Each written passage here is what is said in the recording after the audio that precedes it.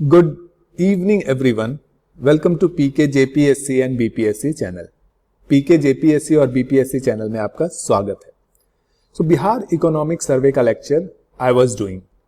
सो उसमें जो चैप्टर मैं कर रहा था अध्याय 3 कृषि एवं सहवर्ती क्षेत्र. तो उसका एक टॉपिक और जो फाइनल टॉपिक है आज मैं कर रहा हूं. इस टॉपिक का नाम है एग्रीकल्चर इनपुट, कृषि लागत सामग्री अगर हिंदी में बोले तो. सो बिहार इकोनॉमिक सर्वे का लेक्चर क्यों इंपॉर्टेंट है ये भी आपको पता होना चाहिए, क्योंकि ये मेंस के लिए तो बहुत इंपॉर्टेंट है. समटाइम पीटी में भी कुछ क्वेश्चन इससे निकलते हैं, इसीलिए मैं इस वीडियो बना रहा हूं. Please do watch and share with your friend. So चलिए अपनी क्लास शुरू करते हैं. ओके, सो अगर आप देखें तो टॉपिक था एग्रीकल्चर इनपुट. तो एग्रीकल्चर के इनपुट क्या क्या है? एग्रीकल्चर का इनपुट, पहला इनपुट है आपका बीज यानी सीड. ठीक है, बीज को हिंदी में सीड बोलते हैं. तो इसमें आपको देखना क्या है? इसमें आपको देखना है सीड रिप्लेसमेंट रेशियो के बारे में. ये जो एसआरआर देख रहे हैं ना, इसको एसआरआर को फुल फॉर्म है सीड रिप्लेसमेंट रेशियो. इसका मतलब जो आप सीड आपने लगाई पिछले साल और उससे जो आपका फसल हुआ उसी को सीड दूसरे साल नहीं बना के लगाना है. अगर आप लगाएंगे तो आपकी जो नेक्स्ट ईयर की फसल होगी वो बहुत कम होगी और बहुत खराब होगी. तो सीड रिप्लेसमेंट रेशियो का मतलब हर साल आप नए सीड को बाजार से खरीदें और उसको लगाएं. तो बिहार इकोनॉमिक सर्वे ने ये आप दिखाया है कि देखिए खरीफ क्रॉप और रबी क्रॉप का सीड रिप्लेसमेंट रेशियो बताया है. तो बिहार गवर्नमेंट का एक एम है कि सीड रिप्लेसमेंट रेशियो जो हो ना एटलीस्ट 50% से ज्यादा हो. मतलब 50% से ज्यादा जो फार्मर हो वो अपना सीड को रिप्लेस करें. लेकिन अगर आप इसका रिकॉर्ड देखेंगे तो खरीफ में कहीं भी 50% से ज्यादा नहीं है. ठीक है. और अगर रबी क्रॉप में देखें, हालांकि रबी क्रॉप में थोड़ा बेटर है, एटलीस्ट मेज में यानी भुट्टे में आप 2018-19 का देखेंगे तो 87% रबी क्रॉप का जो भुट्टा पैदावार हुआ है वो सीड रिप्लेसमेंट रेशियो, सीड का रिप्लेस किया गया है. ठीक है, तो इससे गुड न्यूज. तो धीरे धीरे बिहार गवर्नमेंट चाहती है कि 50% से ज्यादा सीड को रिप्लेस हर बार किया जाए. तो देखिए मस्टर्ड और रैपसीड में भी सीड रिप्लेसमेंट रेशियो 50% से ज्यादा है. हालांकि रबी खरीफ क्रॉप में यह सीड रिप्लेसमेंट रेशियो 50% से ज्यादा किसी में नहीं है, लेकिन रबी क्रॉप में मेज में है और रैपसीड यानी रैपसीड और मस्टर्ड में है. ठीक है. सो चलिए let's move to next slide. Okay, fertiliser और उर्वरक की बात करते हैं. फर्टिलाइजर को हिंदी में उर्वरक भी बोला जाता है. तो देखिए इतना ही इंपॉर्टेंट मेरे को लगा कि जो रबी सीजन में फर्टिलाइजर का जो कंजम्पशन है वो ज्यादा है खरीफ सीजन के मुकाबले बिहार में. तो आपको ये याद रखना है बिहार में रबी सीजन में fertiliser consumption is more than compare to kharif season में. ठीक है. और ऑब्वियसली अगर कोई बिहार गवर्नमेंट या फिर किसी भी एग्जामिनेशन में, बिहार के किसी भी एग्जामिनेशन में अगर पूछे कौन सा उर्वरक का सबसे ज्यादा यूज होता है तो बहुत आसान क्वेश्चन होगा, यूरिया का यूज सबसे ज्यादा होता है बिहार में. Okay, as a fertiliser. Okay, अब एग्रीकल्चर मशीनरी की बात करें तो एग्रीकल्चर मशीनरी देखिए जैसे जैसे फार्म यानी जो खेती जो है वो आधुनिक होता जा रहा है, और आधुनिक अगर आपको खेती करना है तो मशीन का यूज करना होगा. तो बिहार गवर्नमेंट भी चाह रही है कि फार्मर जो है मशीन का यूज करें, ऐसे ही हाथ से एक बैल से खेती ना करें. तो फार्मर मशीनरी में बिहार गवर्नमेंट सब्सिडी देती है कि अगर आप पावर टिलर खरीद रहे हैं, ट्रैक्टर खरीद रहे हैं, स्प्रेयर खरीद रहे हैं और पावर वीडर खरीद रहे हैं, पावर थ्रेशर खरीद रहे हैं, अगर ये सब आप खरीद रहे हैं तो इसके लिए बिहार गवर्नमेंट आपको सब्सिडी देगी. ठीक है. और बिहार गवर्नमेंट ये भी चाहती है कि zero tillage is beneficial to small and marginal farmer. छोटे और सीमांत किसानों के लिए जीरो टिलेज फायदेमंद है. इसलिए बिहार गवर्नमेंट चाहती है कि जीरो टिलेज से ही खुद खेती किया जाए, एटलीस्ट स्मॉल और मार्जिनल फार्मर के द्वारा.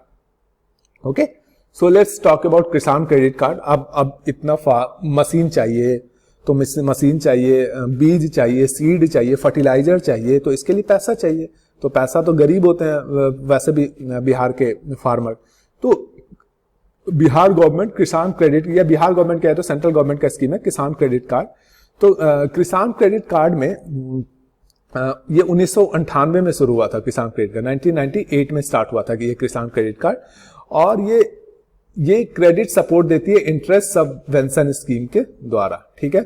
और इससे बिहार में अराउंड 2.53 लाख फार्मर बेनिफिट हुए हैं 2018-19 में। तो किसान credit card is a very good scheme, इससे किसान को लोन मिल जाता है, ठीक है, और वो अपने उस लोन का यूज करते हैं अपने खेती में, ठीक है। याद रखिए 1998 में किसान क्रेडिट कार्ड स्टार्ट हुआ था, और किसान क्रेडिट कार्ड एक्चुअली सपोर्ट करती है, क्रेडिट सपोर्ट करती है इंटरेस्ट सबवेंशन स्कीम के थ्रू।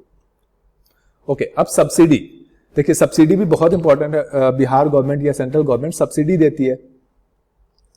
तो सब्सिडी किस पे देती है? जैसे प्रधानमंत्री कृषि सिंचाई योजना एक है सेंट्रल गवर्नमेंट का, उसमें जो है 55% सब्सिडी दिया जाएगा। अगर आप सिंचाई इरिगेशन फैसिलिटी के लिए आप कुछ काम करते हैं तो 55% सब्सिडी दिया जाएगा मार्जिनल फार्मर को, जिसको मार्जिनल फार्मर मतलब जिसका लेस देन 1 हेक्टेयर का जमीन है, और 45% दिया जाएगा जिसका 1 हेक्टेयर से ज्यादा का जमीन है उसको, ठीक है। तो और ड्रिप एरिगेशन, आजकल बहुत टाइप का एरिगेशन हो गया, ड्रिप एरिगेशन हो गया जो बूंद बूंद करके फसल में देती है पानी, तो उसको ड्रिप एरिगेशन करते हैं। अगर ड्रिप एरिगेशन का आप सिस्टम लगाते हैं तो आपको 75% सब्सिडी दी जाएगी, ठीक है। और स्प्रिंकल इरिगेशन, आप ऐसा स्प्रिंकल इरिगेशन देखा होगा, राइट, इस तरह का जो आधुनिक इजराइल में होता है, तो इस तरह का अगर आप सिस्टम लगाते हैं तो आपको 90% सब्सिडी देगी बिहार गवर्नमेंट, ठीक है। स्टोरेज एंड वेयर हाउस, ये भी बहुत बहुत अच्छा और इंपॉर्टेंट कंपोनेंट है। देखिए, पहले इंपॉर्टेंट है, Bihar state warehousing corporation की स्थापना हुई 1957 में, ठीक है। क्यों स्टोरिंग और वेयर हाउस इंपॉर्टेंट है? एक्चुअली देखिए, अगर आप फल, वेजिटेबल ये सब प्रोड्यूस कर रहे हैं तो ये सब जो है ना तुरंत बर्बाद हो जाता है। तो इसके लिए एक प्रॉपर स्टोरेज हाउस होना चाहिए जिसमें फैसिलिटी हो कि वो बर्बाद ना हो। तो बिहार गवर्नमेंट भी चाहती है कि एक अच्छा सा वेयर हाउस, मतलब स्टोरेज और वेयर हाउस हर गांव में या फिर हर पंचायत में खोला जाए। तो ये गवर्नमेंट प्रयास कर रही है कि इसका स्टोरेज कैपेसिटी बिहार में बढ़ाया जाए। क्यों बढ़ाया जाए? क्योंकि स्कोप जो है फूड प्रोसेसिंग का स्कोप बिहार में बहुत ज्यादा है। क्यों मैं बोल रहा हूँ फूड प्रोसेसिंग का स्कोप ज्यादा है? क्योंकि अगर आप सोचिए, बिहार में लीची होता है, आम होता है, लीची और आम का कॉस्ट उतना ज्यादा नहीं है, ठीक है। अगर आप लीची को प्रोसेस करके लीची का जूस बना देंगे, ठीक है, तो फिर ये ज्यादा रेट में बिकेगा तो किसान को फायदा हो जाएगा। लेकिन प्रॉब्लम ये क्या है कि आप लीची को जूस बनाने तक के लिए आपको रखना होगा किसी जगह पे, लेकिन लीची तो फल है तो तुरंत बर्बाद हो जाता है। इसीलिए बिहार गवर्नमेंट ट्राई कर रही है कि किसी तरह स्टोरेज कैपेसिटी बढ़ाया जाए ताकि फूड प्रोसेसिंग इंडस्ट्री को इससे फायदा हो जाए। ओके, इरिगेशन यानी हिंदी में अगर सिंचाई बोले तो अगर इरिगेशन में एक क्वेश्चन बनता है, पीटी में भी बहुत इंपॉर्टेंट क्वेश्चन बन सकता है कि बिहार में सबसे ज्यादा इरिगेशन किस चीज से होता है? तो याद रखिए, कैनाल से नहीं होता है। अगर कैनाल से इरिगेशन बिहार में सबसे ज्यादा नहीं होता है तो किस चीज से होता है? भाई ट्यूबवेल से होता है। अभी भी हम लोग ट्यूबवेल से सबसे ज्यादा बिहार में कृषि होता है। ओके, सो आपको याद रखना होगा, ट्यूबवेल से 63% ऑफ द कृषि बिहार में होता है, और कैनाल से 31%, और टैंक से 2%, और अदर सोर्स से 3%, और सब अदर वेल कुआं से भी 1%, सबसे कम कुआं से होता है, ठीक है। तो आपको ट्यूबवेल याद रखना है। ट्यूबवेल में ये पीटी के लिए बहुत इंपॉर्टेंट क्वेश्चन बन सकता है। ट्यूबवेल से सबसे ज्यादा बिहार में खेती होती है। ओके, कुछ इरिगेशन के प्रोजेक्ट हैं बिहार गवर्नमेंट के जो इंपॉर्टेंट हो सकता है PT as well as mains के लिए। तो कुछ प्रोजेक्ट हैं जो मैं बताना चाहता हूं। दुर्गावती रिजर्वायर स्कीम जो minor as well as major irrigation scheme है, ये 2018-19 तक का डेटा है, 19 तक का डेटा है। ओके, सो पहला प्रोजेक्ट है दुर्गावती रिजर्वायर स्कीम, ठीक है। दुर्गावती रिजर्वायर स्कीम आपको ये पता होना चाहिए कौन सा डिस्ट्रिक्ट में है। ये कैमूर डिस्ट्रिक्ट में है, ठीक है, कैमूर डिस्ट्रिक्ट में। और कौन सा रिवर में है? करमनासा रिवर पे, ठीक है। मैंने रिवर के बारे में अपने वीडियो में बात की है, please see my Bihar special का वीडियो, उसमें मैंने सारे रिवर के बारे में, बिहार के सारे रिवर के बारे में बात की है, ठीक है। और उसमें और भी मैं वीडियो ऐड करता जा रहा हूं, ठीक है। और आई होप कि मैं बिफोर पीटी बहुत सारे वीडियो, लगभग बिहार का तो एटलीस्ट सारा चीज कवर कर लूंगा। दूसरा है कुंद घाट रिजर्वायर स्कीम जो कि जमुई डिस्ट्रिक्ट में है। ये भी आपको ये याद रखना होगा, ये कौन से डिस्ट्रिक्ट में है, तो ये है जमुई डिस्ट्रिक्ट में, सॉरी फॉर दिस। सो आपको ये याद रखना है ये जमुई डिस्ट्रिक्ट में है। ओके, कुंद घाट रिजर्वायर स्कीम। उसके बाद सेंधवा चेक डैम, तो ये तो लिखा ही है, जहानाबाद डिस्ट्रिक्ट में है। Weir on Panchane river Nalanda district में, ये इंपॉर्टेंट क्वेश्चन हो जाता है नालंदा डिस्ट्रिक्ट में। और drainage and irrigation scheme of, ये देखिए इन्होंने इसमें गलत लिखा है एक्चुअली, बिहार इकोनॉमिक सर्वे में ये एक्चुअली कनवार लेक है। ठीक है, कनवार लेक है। ओके ओके, ये सबसे बड़ा इरिगेशन पावर प्रोजेक्ट है, अराउंड 4800 हेक्टेयर को ये इरिगेट करता है। वेस्टर्न गंडक कनाल सिस्टम है और लाविच रामपुर बराज है जो कि 500 हेक्टेयर को 500 हेक्टेयर जमीन को इरिगेट करता है।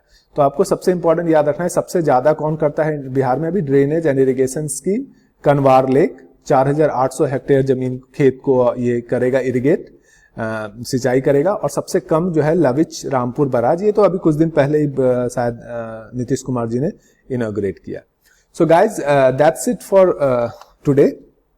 और ये बिहार एग्रीकल्चर, ठीक है, जो अध्याय 3 है उसकी वो खत्म हो जाता है। प्लीज लेकिन आप एक बार उस अध्याय 3 को मेरे वीडियो देखने के बाद आप पक्का एक बार देखें तो आपको ज्यादा समझ में आएगा। सो वील टॉक अबाउट अध्याय 4 in the next video. In the mean time लेकिन मैं आपको बिहार स्पेशल भी बना रहा हूं, तो बिहार स्पेशल का भी आप मेरे वीडियो को देखिए।